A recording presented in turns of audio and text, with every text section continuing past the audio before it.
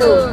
Wilujeng sonten sedanten dipun tepangipun nami kula Maila Rizkina Hernadi lan rencang kula Sabrina Abigail Justisia, kula Alvina Bayita Rahma dan kula badhe Lagrana Mustika Fama. Wonten sonten menika kula lan rencang-rencang kula badhe wawan rembug wonten ing Surakebeng Petilasan.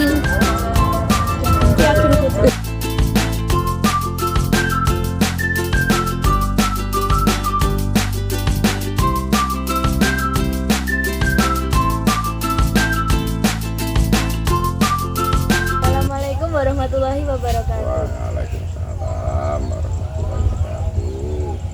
Nyuwun sewu Pak, kula kalih rencang-rencang kula saking SMP Negeri Batu Jetis badhe wawancarain jenengan menika petilasan Ki Ageng Kudu niki. Kula matur nuwun sampun kersa nglampahi wawancara punika.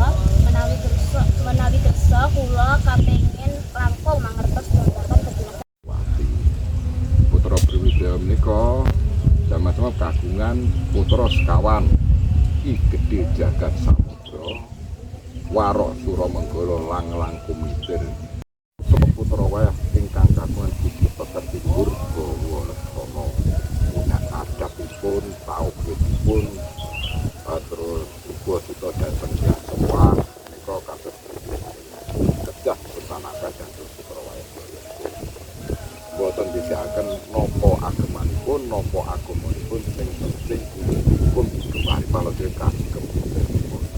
Walaupun Sekti Mandura Ki Gunda boten purun ngasorne piyambun sanes, tetep andhap asor ndelosor kados bebasan naga.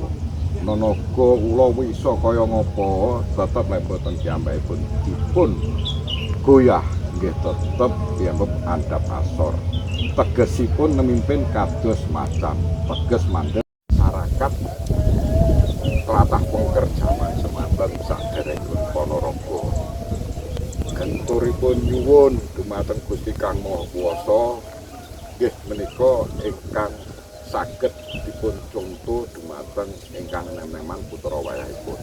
Dados suatu papan sejarah menika karena biasanipun niku lek nenuwun marang Gusti Kang Maha saestu kagem kepentingane masyarakat. Terkenang namanya. Selain itu tasih wonten sejarah saking putra Brawijaya kelima ingkang garwa Dewi Padrawati saking Bali. Piyambakipun nggih gembleng ketauhidan agama sedayanipun kejawenipun mampu ngayomi masyarakat tlatah Ponorogo.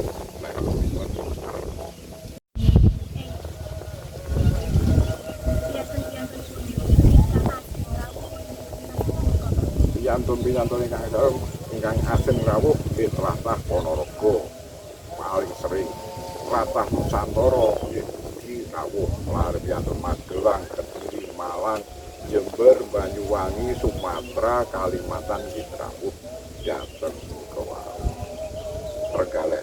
Dados nika nggih Nusantara ingkang wing rawuh mados ing petilasan Eyang Surya Alam. Sejarahe punapa wonten ritual utawa sesaji khusus ing papan punika? Sesaji ritual sesuai keyakinan masing-masing. Biasanipun panggenan tiang resik, tiang suci damel doa Gusti Kang Maha Kuwasa nggih mudahaken panggen-panggenan ngaten menika. Dadosipun napa tilas ingkang rumin kados pundi Eyang Surya Alam saged celak saking kawau mugi yo sedaya donga ing sageta nggih celak saengkang demanipun. Ampun. Matur nuwun sanget Bapak mugi wawasanipun migunani kagem generasi sapunika. Nggih, matur suwun. Kula pesen adik-adik semuanya ini sudah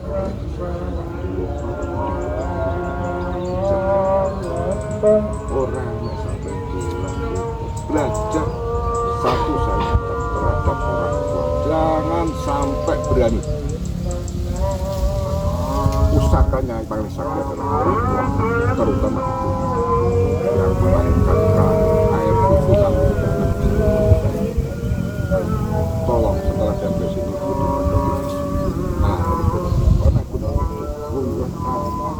dadi wanita. Wani ditata. Aja dadi jawab, dicekel diew-ew durung jalan. Ingat wanita, wani ditata, ya wani ditata boko lan buyung. Wani ditata garwamu besok. Tiyang sepah kula ingkang sampun mukir jiwa raga kula sampun ngupen kula saya seperti itu yang terpenting dengan siaran. Siaran bengo nang wong tuwa iki ati kang adikun ora ana guna.